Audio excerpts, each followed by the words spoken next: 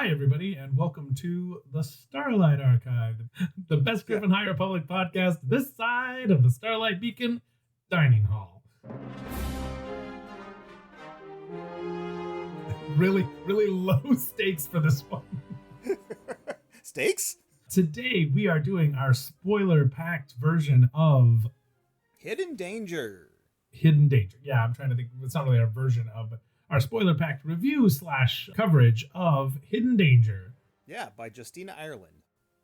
So this is all from a compilation of stories called the Starlight Stories, which were short stories that were taken on by multiple different authors from the High Republic Initiative and put in Star Wars Insider magazine. These stories, Hidden Danger and Hidden Danger Part 2, were part of issues, what did you say, 203 and 204. Back to back. So we're going to give them to you both at the same time instead of making you wait an entire month for the next issue to come out. So look at us. Except we're not giving you the entire thing. You still have to go read it yourself. But you can find it in Star Wars Insider Magazine's 203 and 204, which may or may not be available at your library. Or you can pick them up in the Starlight Stories little collection. It's a... Yeah, but it's cool because it also has like interviews and some behind the scenes stuff in there too. So it's pretty fun collection of stories. Yeah, it's nice. It kind of looks on the outside like one of those old Disney animated film adaptation books. It's like that size of a large children's book, but instead it's Star Wars. A bunch of Star Wars short stories and regular adult book size font. Yeah. But yeah, so this one is the third story in the short stories collection. Go Together, First Duty, and Hidden Danger. Yeah, so one of those is two parts, and one of those is only one part, I think. Yeah. That takes place on the Starlight Beacon and centers around the characters of Velko Jayan and Gal Tartfin, who are an administrator and the head of security. Right. And it's cool. And then we get little cameos from other Jedi that are around, different characters that show up in and around the High Republic in general. So it's kind of a nice glue that holds everything together almost. Yeah. I like to think of it as a very intentional, and sometimes it moves the story along, but a very intentional from a certain point of view. Mm-hmm. Unlike the certain point of view stories where it's a small character that's kind of on the outskirts of the main storyline, those stories all tend to happen during a major event in a Star Wars. You know, whether it's like the first story in The Return of the Jedi from a certain point of view is the guy who goes, well, then we'll double our efforts. And it's like about the next like week of that man's life. But really, in this case, these are just sort of these other characters these are just kind of happening in between. They're not necessarily a different viewpoint of a major event. Right. And while Starlight is a major, I wouldn't say, I mean, almost character. Yeah. The Starlight's kind of a character in this whole initiative. These stories focus on the smaller characters working in and around the beacon itself. Yeah. And the beacon was such right as this initiative starts, the beacon is such a symbol for the High Republic itself. Like, we call it the High Republic because this is like the peak of the Republic. This is when things were really just going off. We were expanding. Lena So's good times everywhere. Lena So's great works are happening. This is the symbol of the outreach to the Outer Rim territories and planets that Lena So was kind of pushing for to really bring that we are all the Republic idea together. So it's kind of cool to have that focal point be the main location for all of these stories in phase 1. Yeah, definitely. And a lot of that mindset comes through in these stories where, this is such a big important thing and different events will happen in and around the beacon itself, good and bad.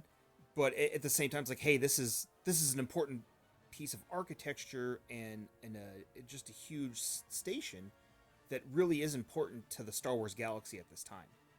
What's cool about this too is it's kind of the mobile base equivalent of Coruscant for the Jedi. Yeah, like, it's not necessarily, maybe the Jedi don't necessarily think about it that way, but narratively, I think the Starlight Beacon is what Coruscant was to us in the prequels. Like, oh, there's Yeah, for something being sure. talked about, and regarding the ideas of what the council might be doing, etc. The council's still meeting on Coruscant. Like, the main Jedi who are having those conversations aren't having those conversations in the Coruscant temple. They're having them on the beacon. Yeah, and they definitely go back and forth sometimes, but they're really trying to really make good use out of the station.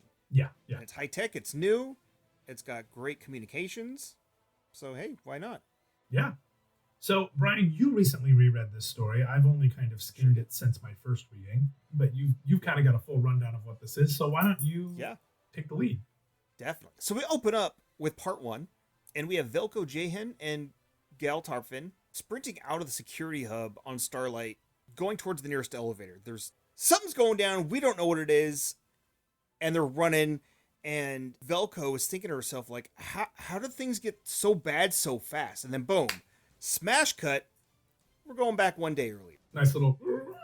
Yeah, yeah, You're probably wondering how we got here. Freeze frame. exactly. Nice little voiceover. Boom. One day earlier. So come to find out that the Starlight Beacon is hosting the Galactic Agricultural Alliance annual meeting. It's a big meeting of minds between the galaxy's biggest agricultural minds and biochemists, bioscientists, and botanists. Usually this meeting is held on Coruscant, but because we have this big brand new space station, it was a pretty good idea to have and host this big old event on the station itself. So Velko is kind of in charge of making sure everything is set up properly, things are running smoothly, decorations are up, decorations look good, and that security is up to snuff. I mean, she's working on that with Gal Tarfin as well, but it's kind of her project. And as she's going through and checking on these decorations, she's noting that Rodor Keen, who's her boss on the station, he's kind of the second in command along with some of the Jedi and the Marshal of Starlight Beacon, Avar Chris, that he's kind of switched up a few of her approvals and things. And she's like, of course he did. And it's kind of funny. She was talking to one of the decorators, and he's like, oh, yeah, like, we switched the tapestry to green because plants and plants are green. And Velcro's like, not all plants are green. Like, we had it red because of other plants. But okay, fine, whatever. So she's annoyed with him. She's going through, checking out everything, and everything's going smoothly. Everything's looking good. And they should be getting 100 of the scientists rolling in, or I guess flying in, anytime now. With everything going on in the galaxy, keep in mind this is kind of the start of Wave 2 in Phase 1. And so the Drengir are a big problem. The Nihil were kind of dealt with, but there's still little pockets of them showing up. But because of all these things going on in the frontier, and that this event is being hosted in the frontier, things have to go smooth. Yeah. Things have to go well, and they need to go off without a hitch. She needs to keep a lot of scientists safe and happy, and again, make sure this event goes off perfectly. Once this event becomes successful, it's going to be a really good lead in to the Republic Fair that's coming up, that they're spending a lot of time also preparing for. So, which also has its fair share of like science exhibitions too, right? yeah, yeah. So this is kind of a prelude to the fair. Yeah, definitely a good warm up. Soft launch. Soft launch, for sure. And so it's really cool with these short stories. Again, we're kind of getting filled in on the smaller characters around, or at least the characters that are showing up on Starlight Beacon and making it run, such as Velko. When we find out the planet that she comes from is war-torn and has this ongoing, like, endless, pointless war. And in their culture, if you can't fight, you end up becoming a farmer, and that's looked down upon. You know, if you can't fight, then what are you good for? Which is weird because food's pretty important. But that's their war culture, and she's working around her biases, which honestly good for her, because she's hosting basically all these farmers and all these botanists, and she's like, okay, fine, I guess I'll make this thing good for these lesser creatures, quote unquote. It's interesting that she has this sort of mentality too, because like she's an administrator. She's not, head of security or things like that. Like she's logistics and management. Yeah. Real quick, a Republic Fair, you say? Like Yeah. we haven't really mentioned that so far in this season.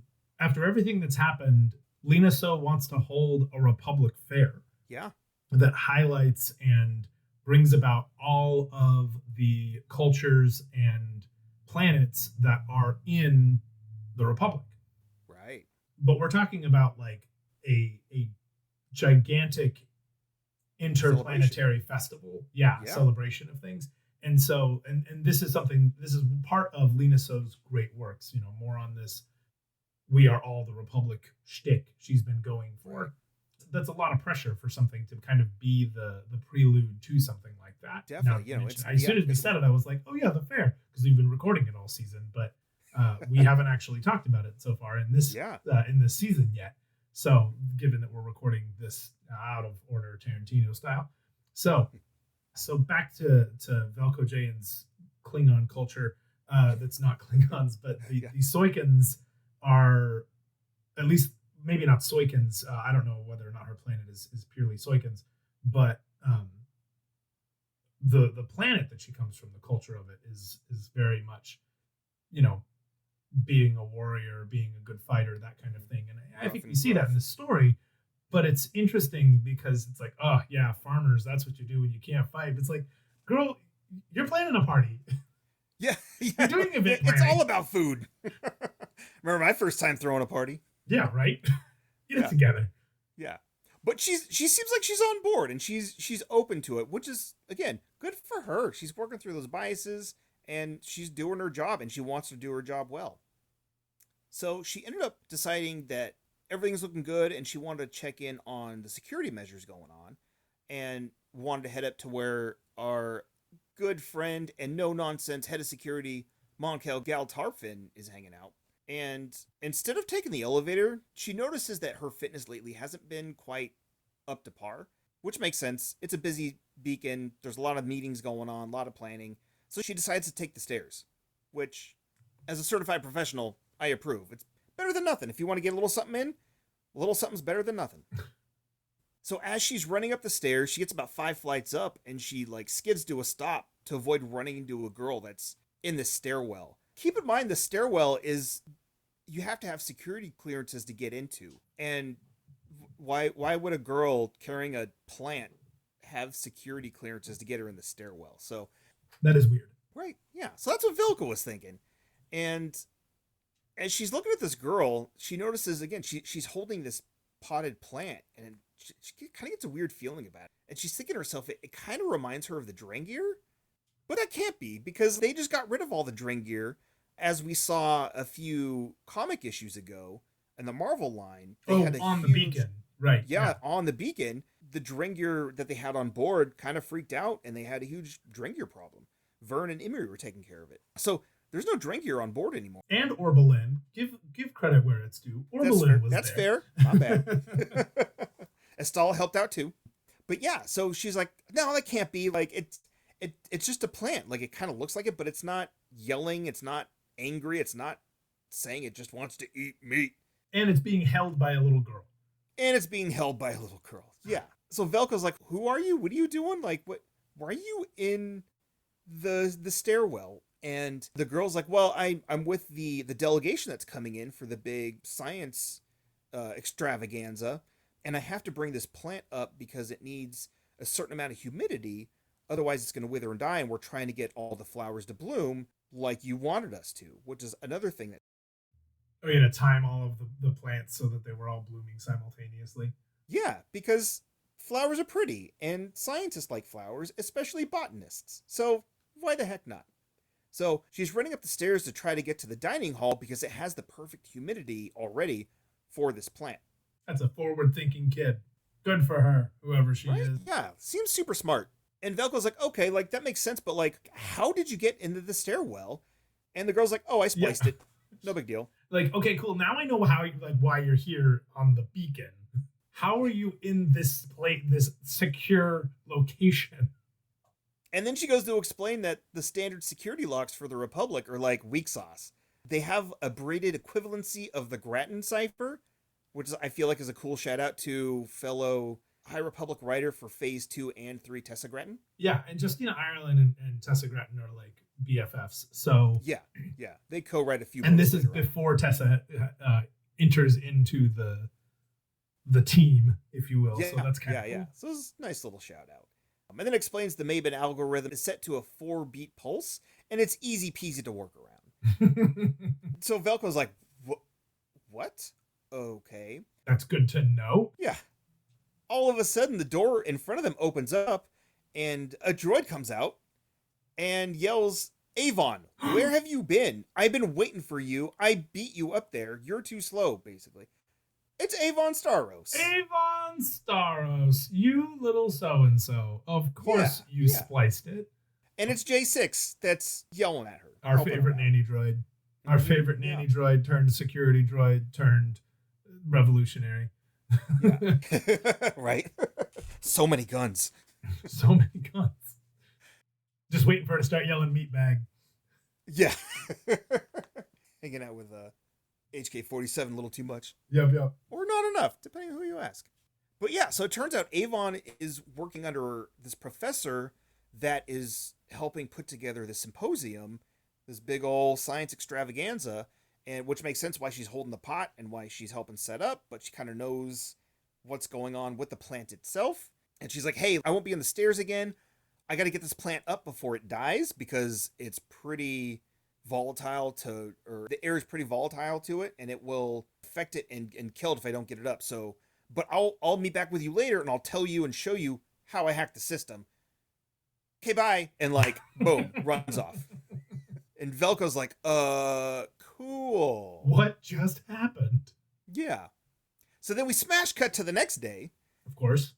Yeah, as we do. But everything is ready to go. Everything's set up. Everything looks pretty. The flowers are either getting ready to bloom or they're blooming already, and they have a nice little lifespan with said blooms.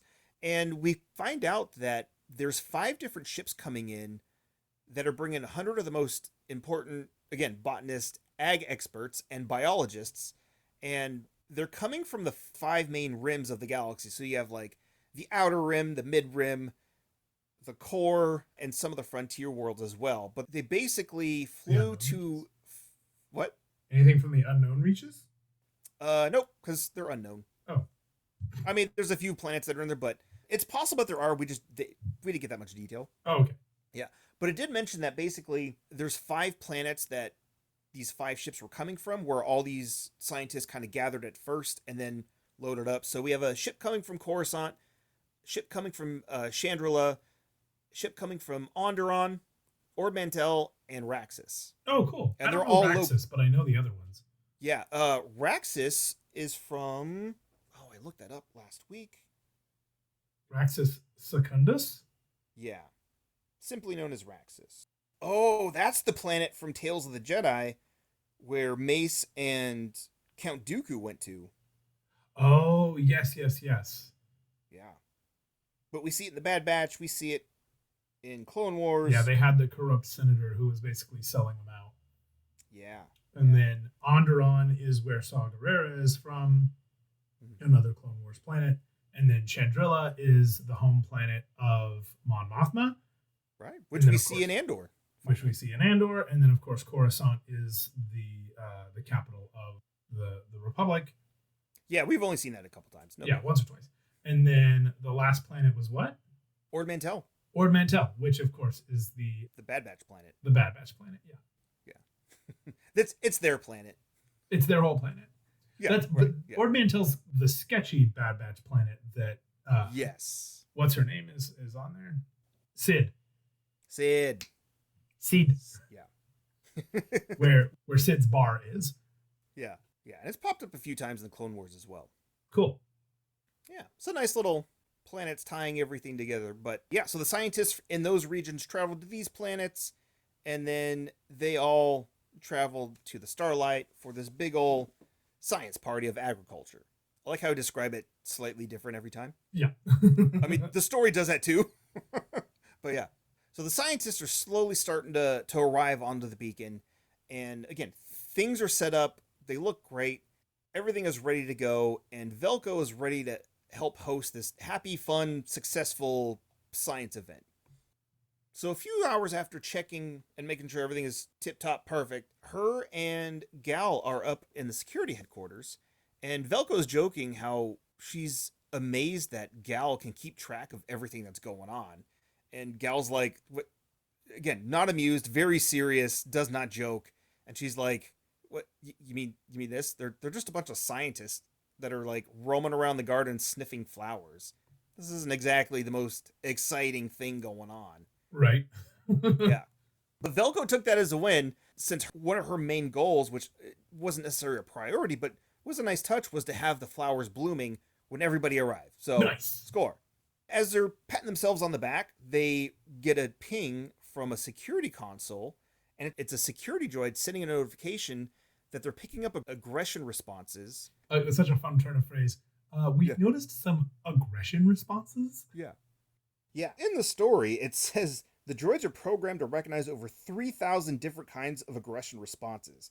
And that's basically because there's so many different kinds of species of aliens in and around the Star Wars galaxy that they need to figure out what alien is actually mad, or if an alien looks mad but isn't. So that's where these aggression responses come from. So it's per species, not Yeah. different types of aggression. I was like, oh yes, they know the difference between Yeah. petty and irritable and Yeah. hungry. Yes, but then for all sorts of aliens. But also, Ithorian petty is very different from Trandoshan petty. Oh, yeah. Whew, you don't even want to go there. So that's where we basically start from with the beginning of the story, where they're running down the hallway. They're running down the hallway to get to an elevator to get down because there's a fight going on down at the main concourse. Oh no! So they get down there, and it's an Ithorian who's fighting An Amani. an Amani. Yes. Ithorians being the big hammerhead. Yeah, and Amanis have tails. Yeah, so the Ithorian throws a punch, and the Amani spins around and uses its tail to hit the Ithorian. And by this point, that's when Velko and Gal are there, and Gal kind of looks around, kind of doesn't really know what to do, and then she ends up just taking out her gun and she shoots them. Both of them. Huge surprise for everybody. Turns out they were just stun bolts. They're just stunned. But it's still kind of a very aggressive and surprising action to take. But she is the head of security, so she might know what she's doing. But also, like, she shot a guy. She shot two guys. That escalated quickly. Yeah. Some dude killed a guy with a trident?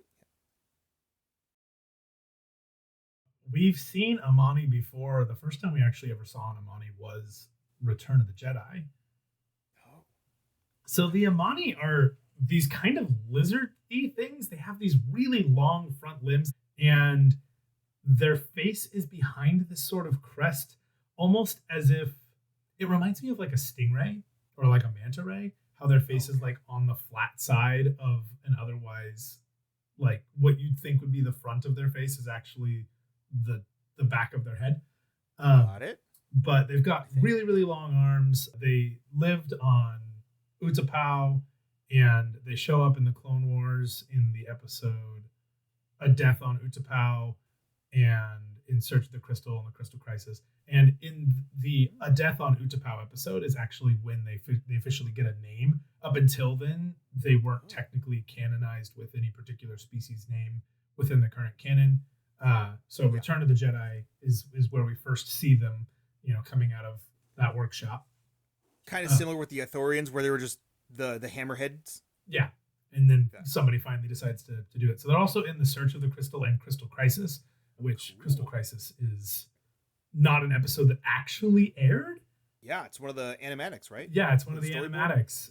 So they show up in that animatic, but that whether or not those are fully canon may be up for some debate, but they do show up in the canon side of Wikipedia. So if you haven't watched those animatics with their very poor animation, very incomplete, go give those a shot, and then you can see some Amani. And they have full voiceovers though, so they did all the voice, recorded all the characters. Yeah, what you're effectively watching is previs before they've cleaned everything up and turned it into something like really cool. So they'll glide instead of walk, and their facial expressions won't always be great unless it's really, really extreme. But yeah, it's cool stuff. Yeah. Anyways, cool. So we have those two people fighting. Gal shoots him. Velko's like, dude, what did you do? And she's like, it was the quickest, easiest way to deal with it. And at this point, because there's a big old fight going on, the crowd kind of dissipates. Security droids are rolling in, and then Velko's like just still in complete in shock, and Gal's like, "You rather I let them pound each other into protein paste?" Which I thought was funny. So Velko asked the droids to take the fighters to the med bay. Once they wake up, they can kind of question them, see what's going on, see who said what about whose mom or whatever. At that point, an upset lady comes walking in demanding what is going on. Turns out that's the president of the Galactic Agricultural Alliance. Oh no, not the head of the Ag Committee. Yeah, you don't want to mess with her. I mean, have you ever met a nice one? Oh. Anyways, that's Professor Shnar Kwasba, and she comes in like, what is happening? What's going on? I just got here and got told a couple of my colleagues are fighting. I thought you guys are supposed to have good hospitality, and then you go and shoot them? Like, what is happening? And keep in mind, this event is usually on Coruscant, and it's on the Starlight this time. So everybody's already feeling kind of on edge, maybe iffy about the move. Hey man, when you change the location of a major event, I mean, I remember when they moved Anime Expo from the Anaheim Convention Center over to the Staples Center. Like, it's you're not sure. Yeah. You're not sure if this is gonna work. Right. Every time they go to announce a new Star Wars Celebration location, we're all on edge about where it's gonna be. Yeah. So excited for LA though. Yeah, seriously. Yeah. Thank God. Yeah. Anyways, Gal stands by her stun gunning these two. She's like, hey, this was the safest way to do it. I'm head of security. I made the call. I stand by it. And it turns out these two that were fighting are like BFFs. They're old friends. They go back years and years. So it's very odd that they would be fighting. Yeah, that's unusual. Yeah. And because of that, Velko's like, well, tell you what, Professor, because you know them and you know their history, why don't you go along with the droids, and when they wake up, you can talk to them, because you'll be able to get better answers than we can and help us out figure out what's going on, because if that's unlike them, we want to know what's going on. Just as that's happening, Estalamaru comes out on the radio, and he's like, all Jedi and security details report to the dining facility immediately. Riot is in progress. What?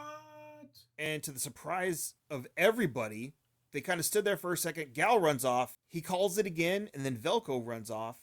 And this time her stomach's in knots, and I think part of the reason she kind of stopped for a second is because she remembered earlier that the strange girl she ran into in the stairs with the weird-looking plant was on her way to the dining facility.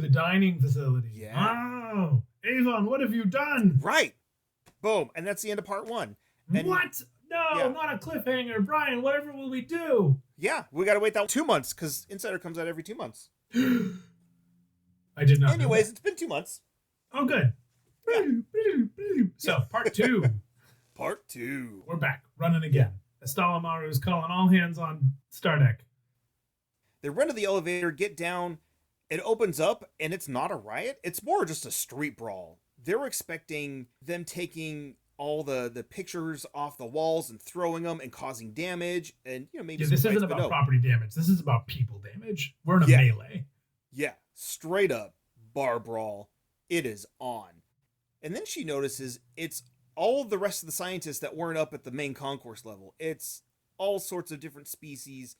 There's a Miri Ellen in a hover chair that is going after an Ugnaught, like trying to run him over. There's a Devronian going after some other alien I can't pronounce. But it's chaos. Utter chaos. And they're all trying to fight each other. And so at this point, they kind of stop and like, what do we do? And Gal looks over and she's like, still feeling it's maybe a bit rude to shoot our guests. And that she made it funny. She made a joke. Gal's finally feeling a little loosey goosey. Like, I mean, this is Gal. She's like, gonna do it. Gonna do the thing. Yeah. This is her element. She's like, hell yeah. Brawl, cannot wait. Yeah, let's go. And Velko's like, no, that was definitely the best idea, but like, we can't stun everybody in here. The hell we can't. Yeah. Just then, a group of Jedi come down and ask if they could help, and they're just like, well, Sure, go for it. And it's an interesting note at this part in the story. Velko doesn't recognize any of the Jedi that come down to help. Oh. Yeah. And at this point, the usual Jedi that are in and around Starlight, they're off either taking care of the Drengir, which are a huge problem in the galaxy right now, or they're helping mop up the leftover Nihil that are, Or they're prepping for the fair. or they're prepping for the fair. Yeah, so the Jedi are like, cool, there's probably 8 to 10 of them, and they're like, we'll try to use the Force and try to calm them down. And they did. And it worked for like 3 seconds. And then no. fists start flying again. The hover chair is running over like 20 other people. Someone's throwing the Ugnaught. Like, I'm sure there's a Wookiee over there that just chucked him across the room. They do fly. Well played. And so once they see that didn't work, the security droids start showing up, and Gal tells them to spray the non-lethal suppression foam. So they do.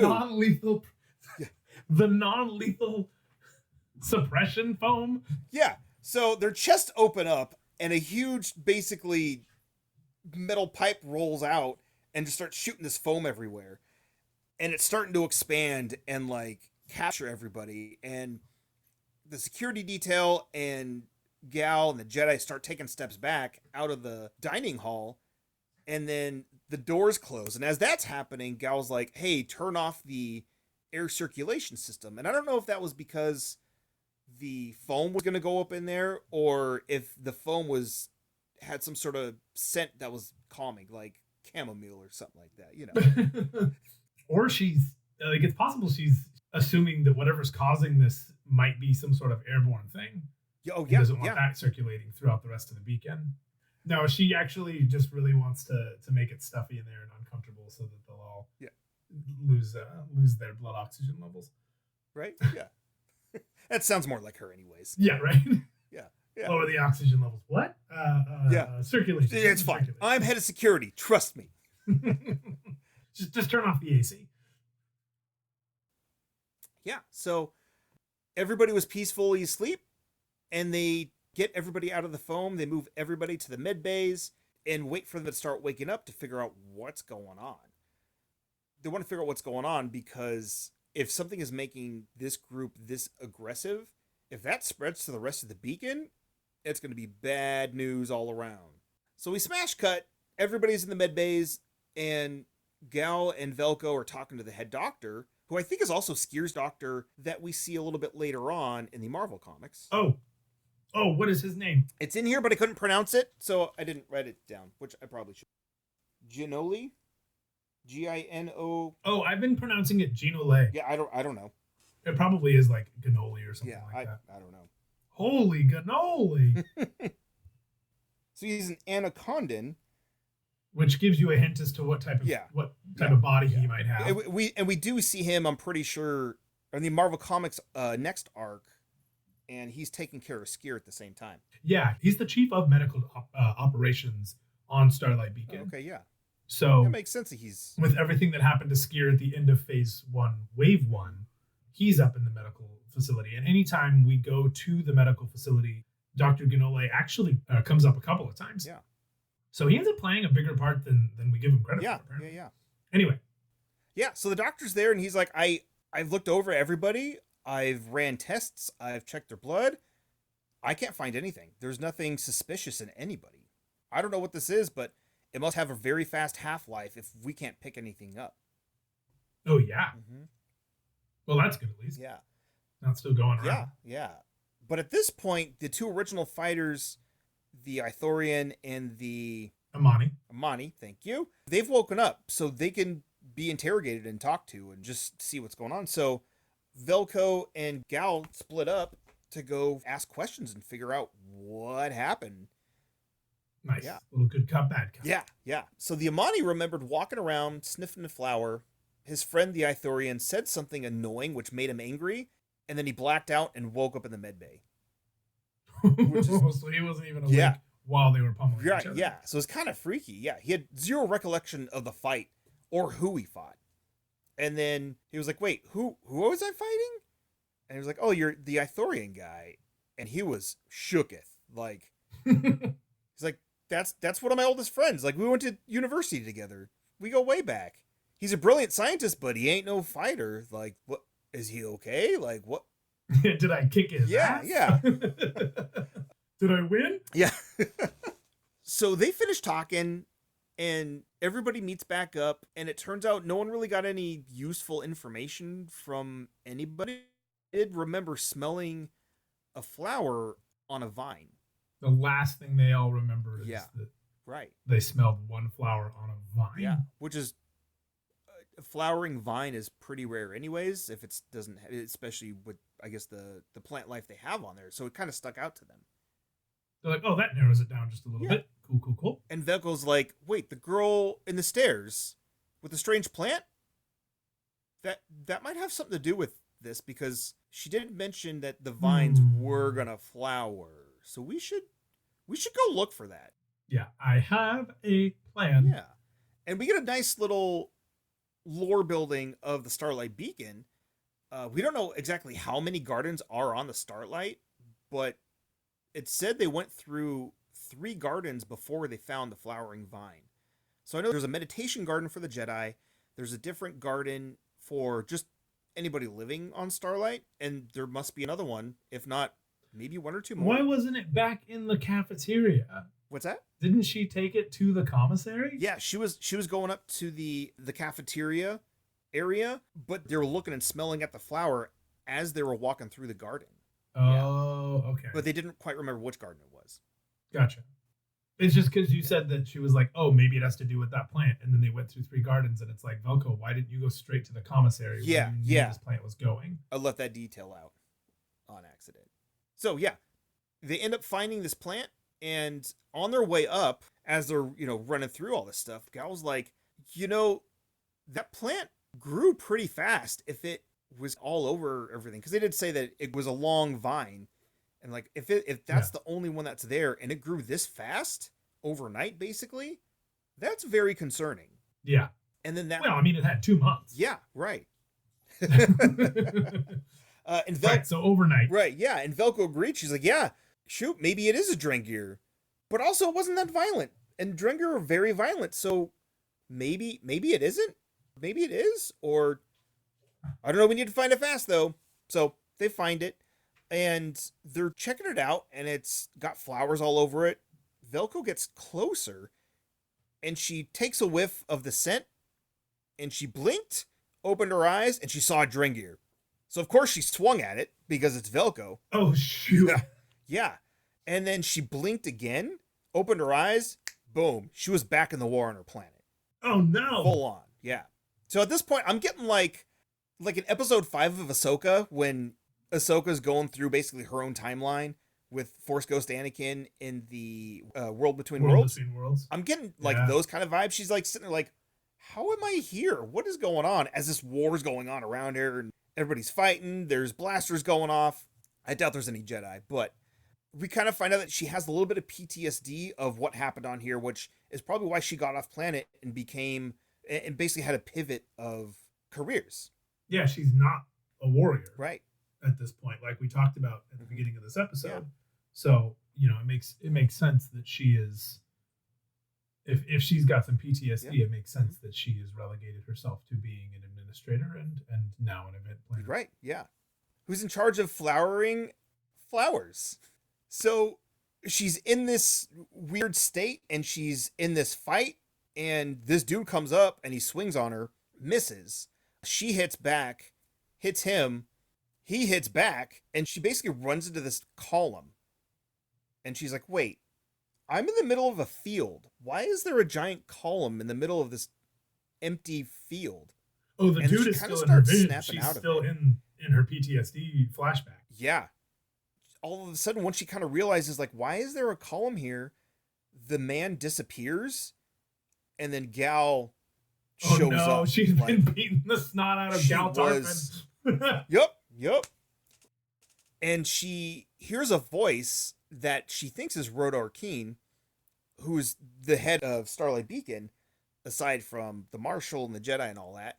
And he's like, hey, hit her again with the mist. And it's basically uh, It's a counter agent. a counter agent, yeah. And she fully snaps out of it. She's a little confused, but she's like, "What just happened? I'm on the Starlight, right?" They're like, "Yeah, yeah, you're here, you're good."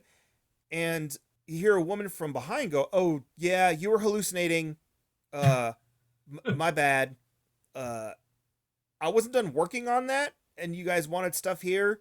The plant causes these aggressive hallucinations that come from being hybrids with Drengir. Great. Yeah, because that's a great And idea. she looked over and she said, you kept on trying to see if you could, and you never ever gave the thought of if you should. And then she continued to eat her Chilean sea bass. Right, right. And then they got away on some Jeeps. It was great. But yeah, it turns out this professor, who is Glenna Kipp, who is actually Avon's advisor and who Avon is working under, was tapped by the Republic and by her own interest to be like, hey, the Drengir survived this long in stasis and they're very sturdy plants. What if we GMO them and apply them to these other crops Oh and yeah, plants that are a little bit... agriculturally, if you've got a plant that can survive in stasis for millennia, and not just as seeds but as full plants, yeah, what could we do? Makes sense. Oh, okay. Yeah, yeah. Except the Drengir are, well, we don't really know what they are just yet. You're right. Except everybody has a bad feeling about them, including Velko. So yeah, turns out they've been studying the Drengir with whatever pieces they've had, and they started splicing them. And for some reason, this flower, this plant, created these hallucinations. And I mean, it's not entirely surprising because there were hallucinations created for Des Rydan in Into the Dark. And even Skier had the Drengir in his nose, and he saw things as well. Yeah. Yeah, as did one of the as did is Tarrant or Sarek, as one of the Bond twins did. They both were experiencing horrifying doomsday, hallucinations. So you'd think that Glenna Kipp would read a comic or something so that she could know these things. Come on. Yeah. They were out by then. Yeah. Jeez. Amateur hour over here. Right. Yeah. So she calls for Avon to come over, and she's like, hey, salt one of these plants. And she sticks a huge salt packet underneath the soil where the plant is growing, and boom, withers and dies. Salt the earth. Yeah. Because the plant needs a specific humidity to live, and salt will absorb all the water. Yeah, also don't throw salt on a lawn. That's literally why they call it salting the earth. Like, you'll kill everything. Yeah. So, but it's crazy how fast it goes. Yeah, yeah. And so at this point, they're all like, why would you do that? That's a horrible idea. Did you not see what the Drengir are doing and have done? Did you not read the comics? Yeah, did you not read the comics? Come on. They're comics. on the stands over here. Avar is on the cover of her too. She's not writing a Rancor yet. That's later. Spoilers for later. But the previews have her writing a Rancor later. So here's where I got confused, because that's why I told you to read the passage I sent, because it says that Gal's like, hey, if you could do this, what's going to stop anybody else from doing this sort of thing and then spreading the seeds? And then the professor's like, well, I haven't been able to spread seeds. And so they, not only that, I don't know, it's weird. It's weird the way it's written on here. It's almost like I can't tell if it says they weren't able to spread Drengir seeds without any kind of splicing and hybridness. Like they were just trying to spread the Drengir seed just to see if they could, or they couldn't spread hybrid Drengir seeds and that they weren't able to do it themselves. Yeah, she says, like, it's hard enough when they infect the living. Now we have to worry about them seeding themselves. And she's like, oh no, that won't happen. I've tried creating seeds from the Drengir and it's proven utterly impossible. So whatever the Drengir are doing to actually like multiply seems to only be through their sort of splitting, mitosis. Is that the word I'm looking for? Is that mitosis? Yeah. That makes more sense. That sort of mitosis thing that they're doing, they actually aren't going to seed. So if somebody were to quote unquote seed the Drangir on other planets, I think they would have to actually put a full Yeah. Drangir on a planet and then let it multiply. Which means that even though these things are quote unquote plants and can be spliced with plant DNA, there is some sort of fundamental lack of reproductive seed system within them, according to this or at least professor. one that works. Yeah, because it does sound like they do have seeds, but they don't do anything. Yeah, so the seeds might be inert, or maybe they're vestigial, at best. This is, of course, possibly also just an unreliable narrator. I mean, we have Professor Glenna Kipp, who thinks that this is impossible, but that's what she has found within her studies. Doesn't mean it actually can't happen. I mean, as we'll see in Edge of Balance, what we think the Drangir are capable of doing is not everything. Right, yeah. And we find out there's other things involved as well, possibly. Yeah. Yeah, we don't really know for sure what that all means, but... Yeah, but we know the Republic still don't know a whole lot about the Drangir. Yeah, that is, I think, the theme of the beginning, at least, of Wave 2, is that the Republic's awareness of just how messy things actually are is very little. Yeah, there's a lot of hubris going on here, and it's not entirely their fault. I mean, the information that they are going on limited information, but they think they have enough. Right. They think that they've defeated the Nile because they took out Kassav. Oh yeah. And even then, like going forward, they don't even figure out some of the other key players in the Nile. And then with the Drangir and how they came about, we're still they're still trying to. I don't even know that they fully attributed it back to Reith Silas just yet. Probably not. Yeah.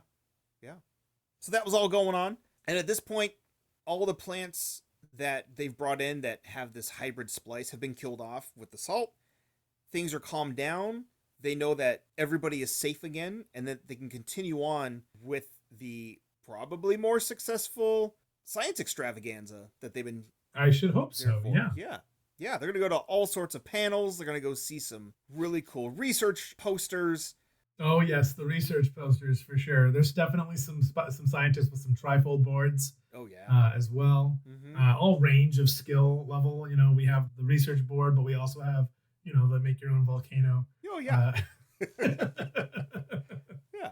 So after all that, Gal and Velko, what are they up to now? So Gal's like, well, you look like crap. You look like you could use a drink.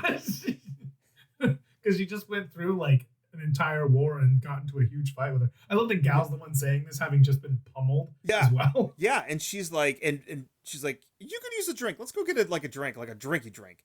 And Velko's like, I am so sorry I hit you. And Gal's like, don't be. It's the first time I've liked you. They're gonna be friends. Yeah. And that is Hidden Danger, parts 1 and 2.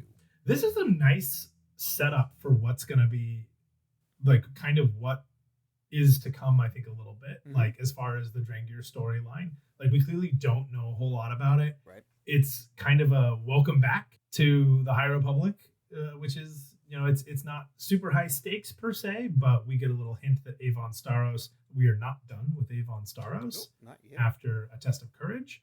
And we get to see that the Drangir are more than just big plant-eating monsters. They might also have these spores and things like that might impact how people are thinking.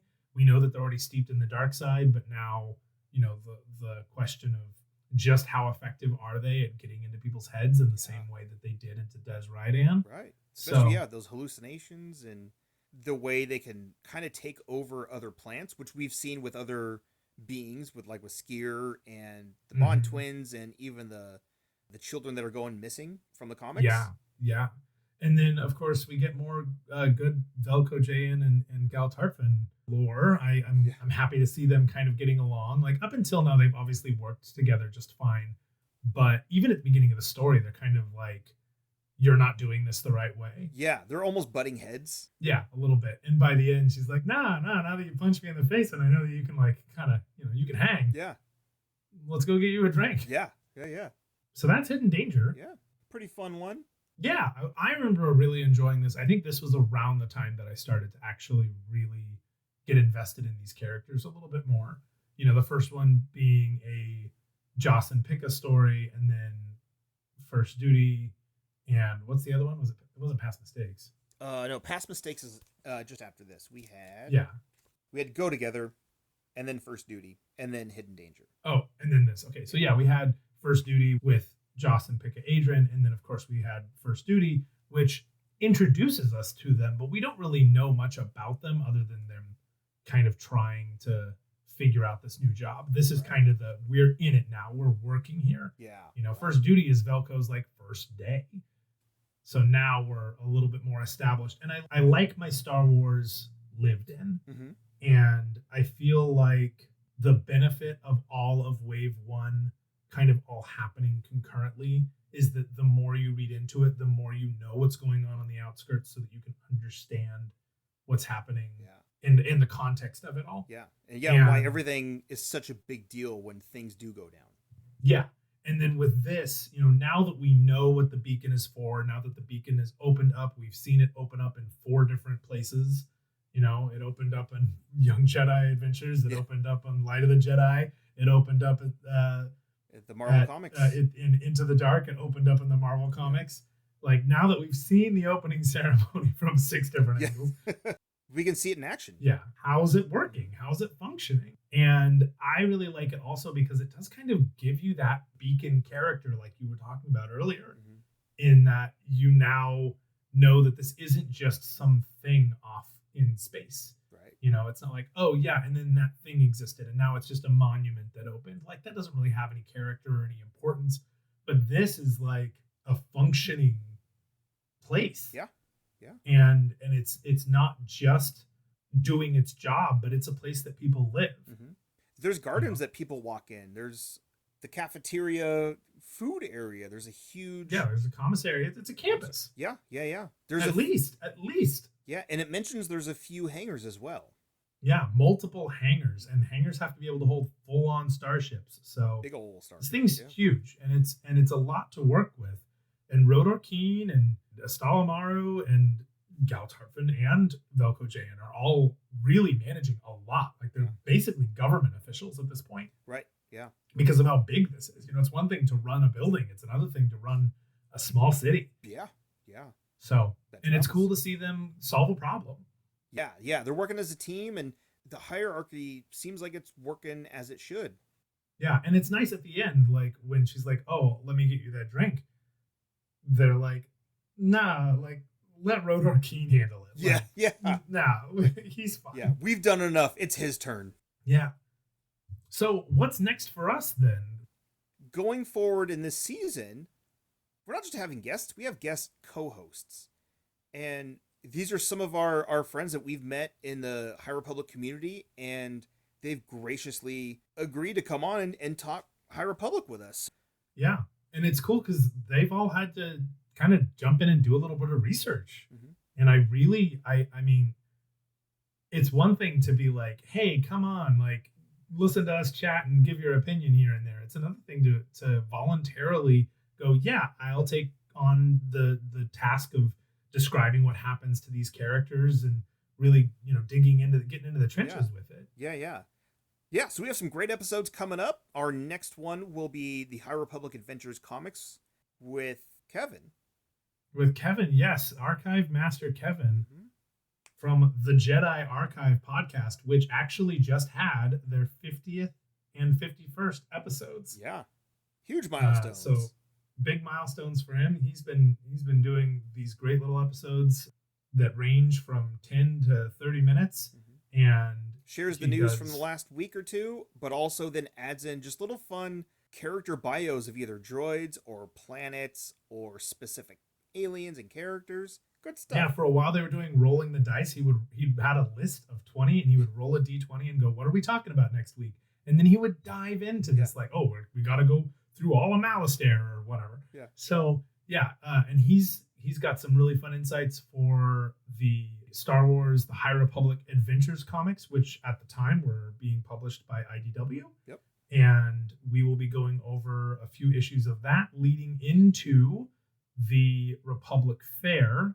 But just before we go to the Republic Fair, we're going to take a detour over to the Marvel Comics, and we'll do a few issues of that with Rachel of Jakku from the Bitches of Dathomir podcast. Yeah. I'm really excited. I'm so proud of us for getting as much of these as we have, and I'm so just grateful for all of the people who are going to come on. So I'm really excited for everybody who's made it this far in our podcast and listens to us retell these stories with our own little spins and our own little analysis here and there. Yeah. And all our Pokemon analogies and DBZ so many analogies. Pokemon and DBZ analogies. Hey, I think I snuck a Star Trek one. Yeah, no, I was going to say into Star Trek. Yeah. We're all about all geekdoms. Heck yeah. So yeah, the next episode is Kevin from the Jedi Archive podcast, and we'll do a spotlight on him as well as a spoiler-free episode with you and me, and then the actual spoiler-packed episode with Kevin, which I am super looking forward to. Yeah, it's going to be a good one.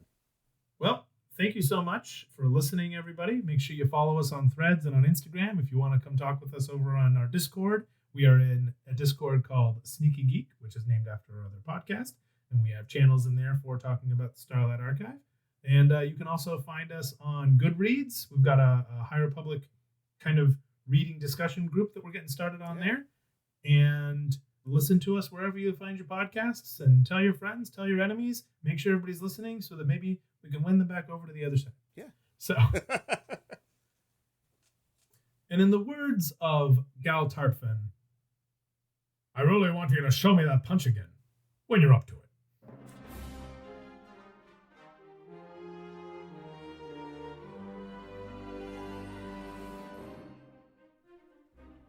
The Starlight Archive is brought to you by Bryce Rankins and Brian Romero. It was edited by Bryce Rankins and Brian Romero. Bryce Rankins designed the logo. Brian Romero did most of the research. It's produced by Bryce Rankins and Brian Romero, and basically it's just us. The Starlight Archive is brought to you by Sneaky Geek Media 2024. All rights reserved.